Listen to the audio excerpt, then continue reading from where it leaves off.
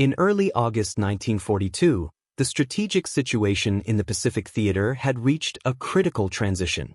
Following the Japanese expansion across Southeast Asia and the Central Pacific in the first half of the year, Allied leaders identified the Southern Solomon Islands as a necessary line of containment. Guadalcanal, a long, mountainous island covered in dense jungle and intersected by rivers and swamp, became the focal point.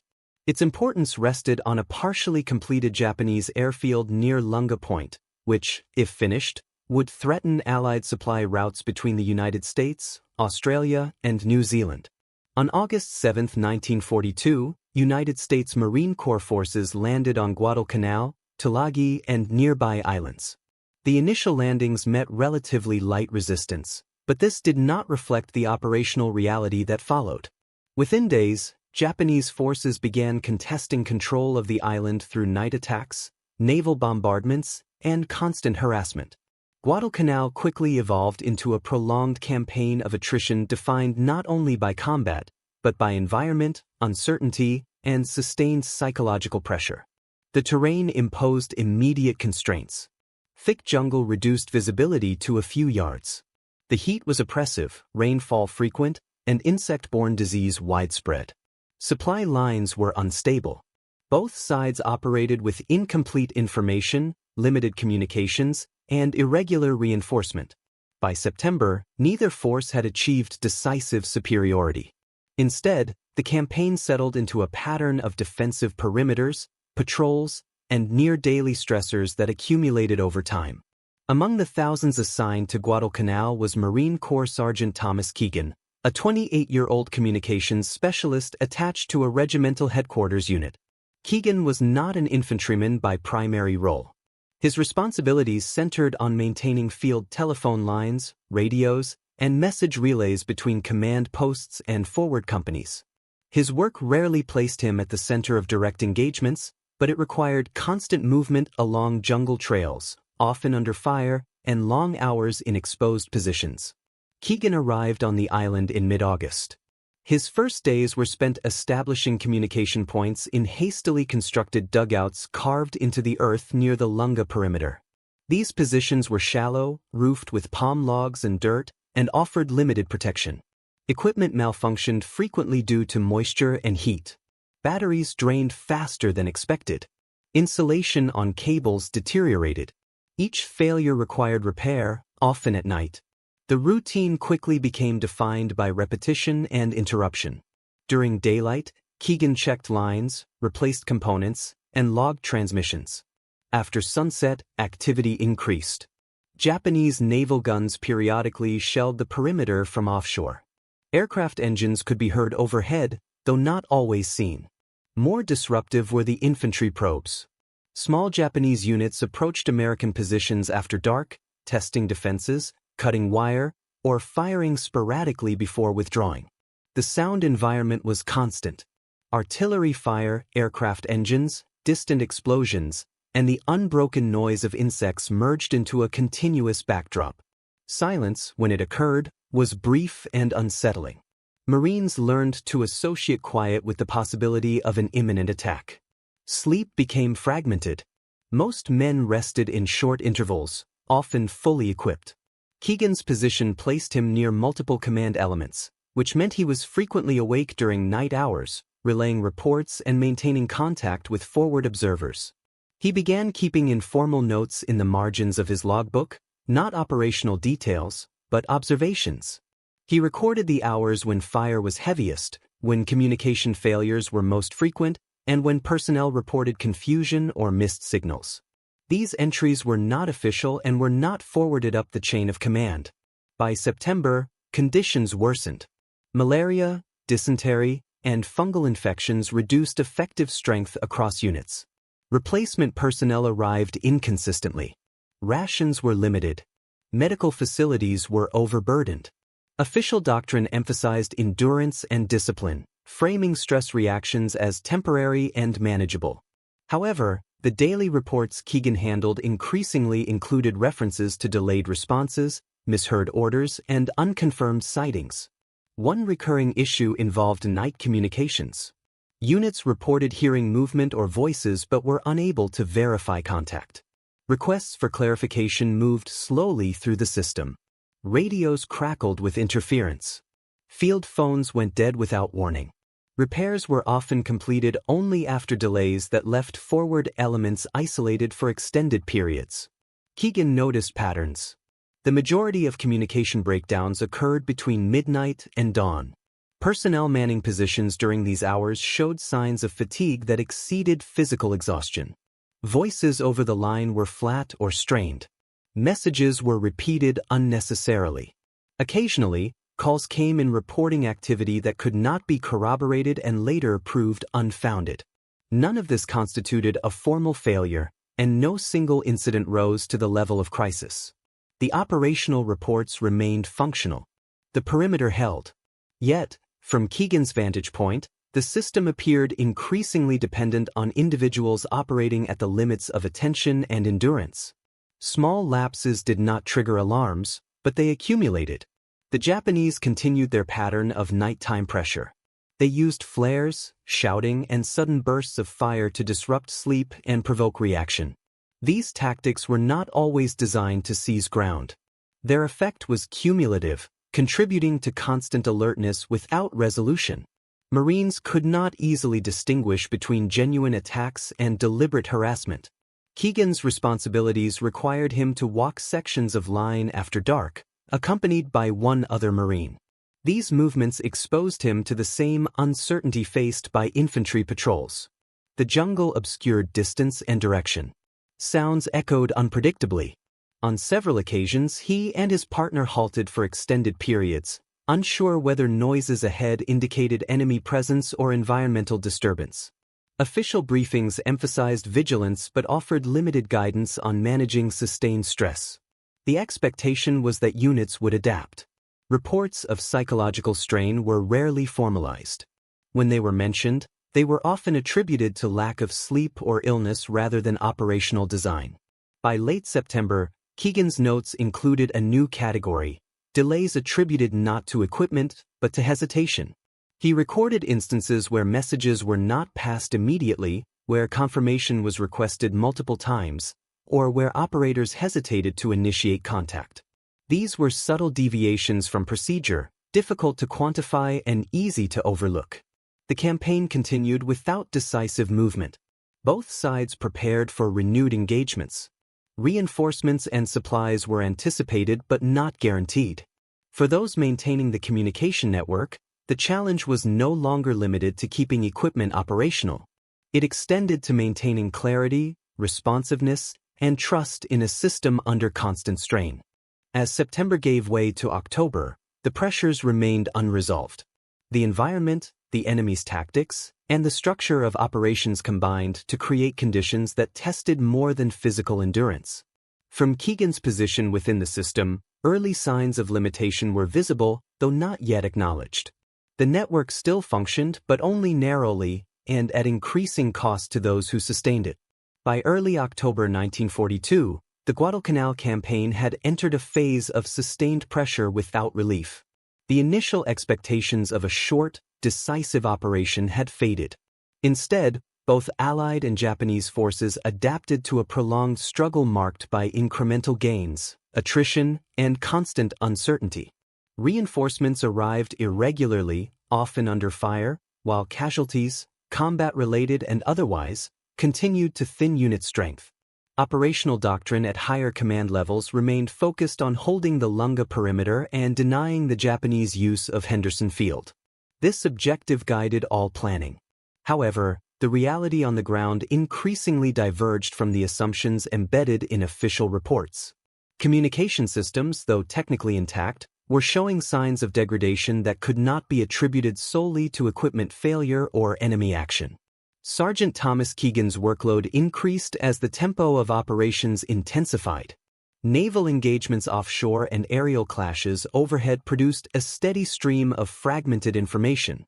Reports arrived incomplete, delayed, or contradicted by subsequent messages. Keegan's role required him to reconcile these inputs, ensure they were transmitted accurately, and flag discrepancies when possible. The margin for error narrowed as fatigue deepened across all echelons. Night operations became the defining feature of the campaign. Japanese forces continued to exploit darkness, launching infiltration attempts and limited assaults that disrupted American routines without committing to decisive engagements. These actions forced Marine units into a constant state of readiness. Defensive positions were reinforced, but the psychological cost of sustained alertness was evident. Keegan observed a change in how messages were handled during these hours. Operators increasingly asked for confirmation before relaying orders, even when procedures did not require it.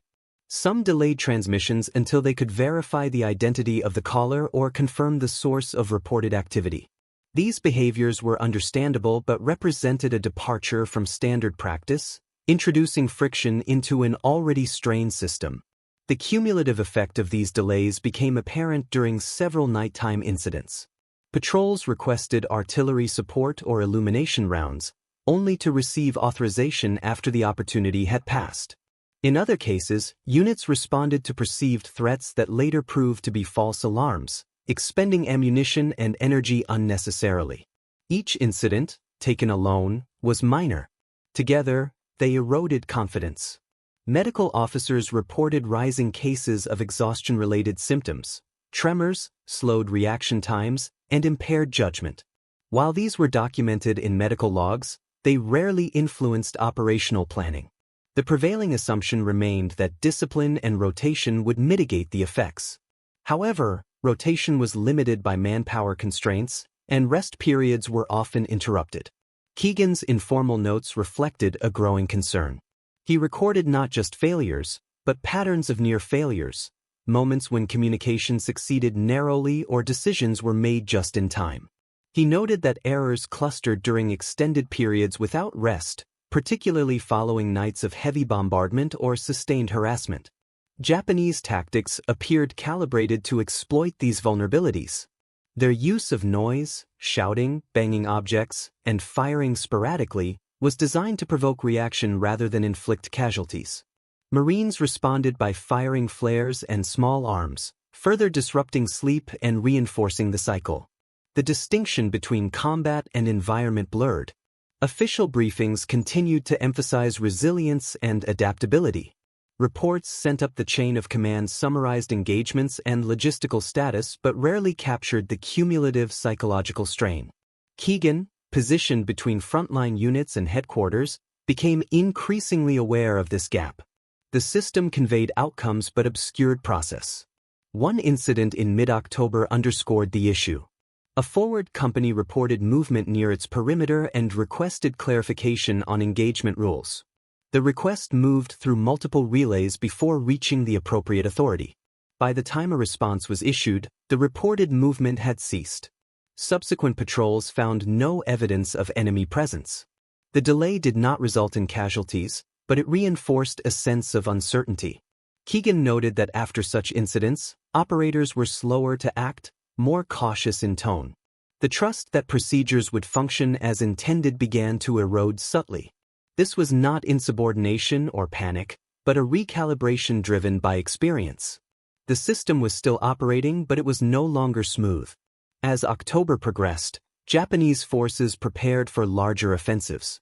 Intelligence suggested increased troop movements and supply activity. American commanders anticipated renewed attacks and reinforced positions accordingly. Yet, the underlying strain within communication networks and personnel remained unaddressed. Keegan continued his routine, repairing lines, relaying messages, logging transmissions, but his observations grew more detailed. He began marking entries that indicated hesitation or confusion, even when outcomes were favorable. These notes remained personal, unshared, and unofficial. The campaign pressed on, balanced between endurance and exhaustion. The operational problem was no longer confined to terrain or enemy strength. It extended into the human systems tasked with managing information and response under unrelenting pressure. The early signs of failure had become patterns, though they had yet to trigger formal recognition or corrective action. By late October 1942, the Guadalcanal campaign reached a point where adaptation became unavoidable at the lower levels of command and support. Japanese forces intensified their efforts to retake Henderson Field, committing larger units to coordinated night assaults supported by artillery and naval gunfire. These operations did not aim for immediate breakthrough alone. They were structured to exhaust defenders, disrupt coordination, and exploit moments of confusion. For Marine units along the perimeter, the distinction between routine defense and crisis narrowed. Alerts were frequent and often ambiguous. Orders were issued, revised, and sometimes rescinded within short time frames. Communication systems remained functional, but their reliability depended increasingly on the judgment of individuals operating under strain. Sergeant Thomas Keegan found his position changing subtly. Though his official duties were unchanged, he became an informal point of reference for operators and junior officers seeking clarification. His familiarity with the network, combined with his detailed logs, gave him insight into recurring issues. This was not recognized formally, but it shaped how others interacted with him. During a series of nights marked by heavy Japanese probing attacks, Keegan noticed a recurring problem. Messages were being delayed not by technical failure, but by procedural rigidity. Operators adhered strictly to confirmation protocols even when time-sensitive action was required. This caution stemmed from previous false alarms and the fear of transmitting incorrect information. While understandable, it reduced responsiveness. Keegan began making small adjustments within his remit. When repairing lines or monitoring traffic, he prioritized connections serving units most exposed to night activity.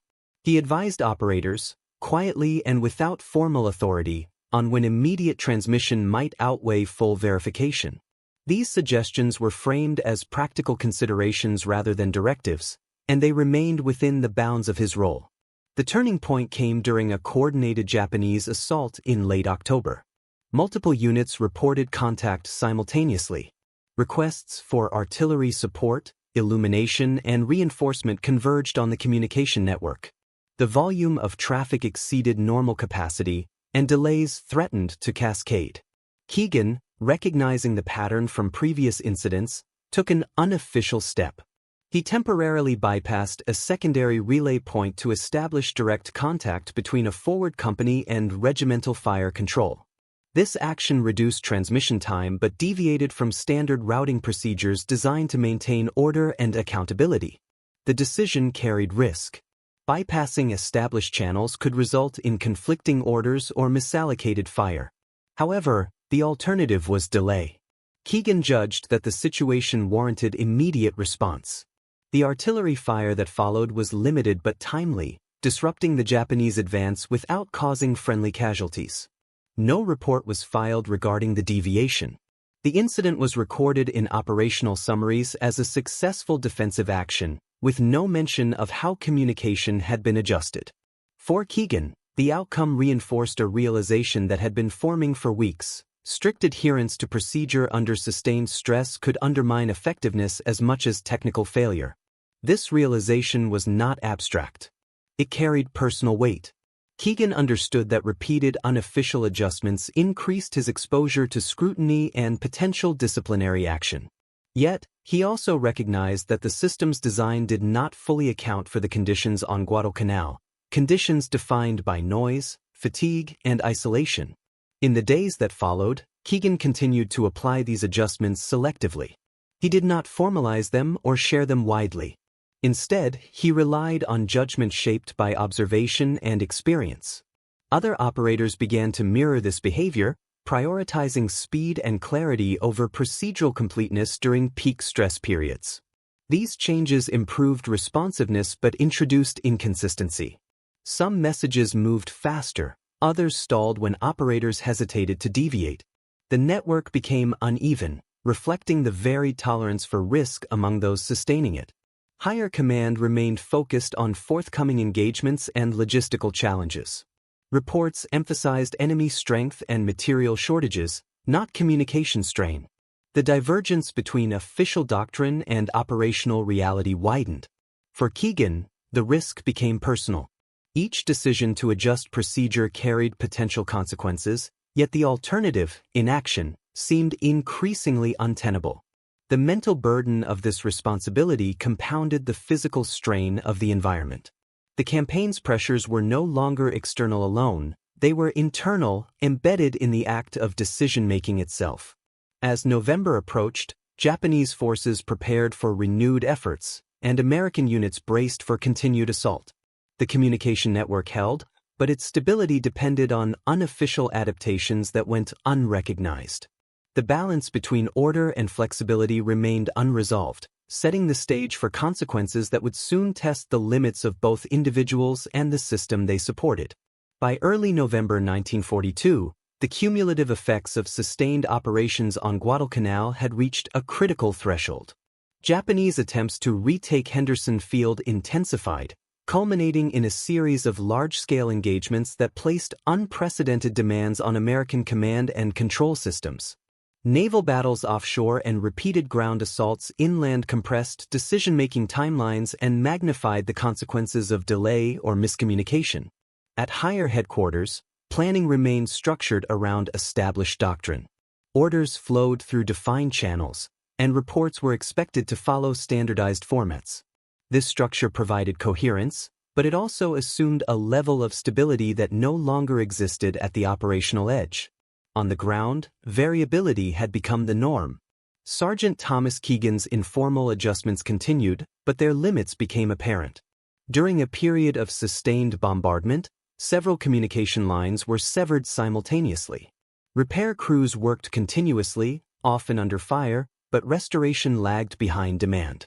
Operators faced choices between waiting for full system integrity or improvising temporary solutions that carried their own risks. One night in mid-November, Japanese forces launched a coordinated assault supported by artillery and mortar fire. The noise was continuous, obscuring individual engagements and overwhelming auditory cues. Multiple units reported contact, but their reports conflicted in timing and location. Requests for support overlapped, and the communication network struggled to prioritize them. Keegan attempted to apply the same unofficial routing adjustments that had proven effective before. This time, the outcome was mixed. While one forward unit received timely artillery support, another experienced a delay when an operator hesitated to bypass protocol without explicit authorization. The inconsistency resulted in uneven responses across the perimeter. The consequences were immediate but contained. The delayed unit held its position, but only after expending significant ammunition and sustaining additional casualties. The incident did not alter the overall tactical outcome, but it underscored the fragility of the system. Adaptation without coordination introduced new vulnerabilities. Following the engagement, scrutiny increased. Command staff reviewed communication logs to identify points of delay. The focus remained on equipment performance and line integrity. Human factors, hesitation, judgment under stress, and procedural rigidity were more difficult to quantify and thus received limited attention. Keegan was questioned informally about routing decisions during the assault. He explained his actions in technical terms, emphasizing the need to maintain connectivity under fire. His explanations were accepted, but they did not lead to broader changes in procedure. The system absorbed the incident without reform. The gap between official expectations and operational reality widened further. Operators and technicians continued to adapt individually, but without shared guidance. Some adhered strictly to protocol, prioritizing accountability. Others prioritized speed, accepting personal risk. The lack of consensus increased variability at precisely the moment when consistency was most needed.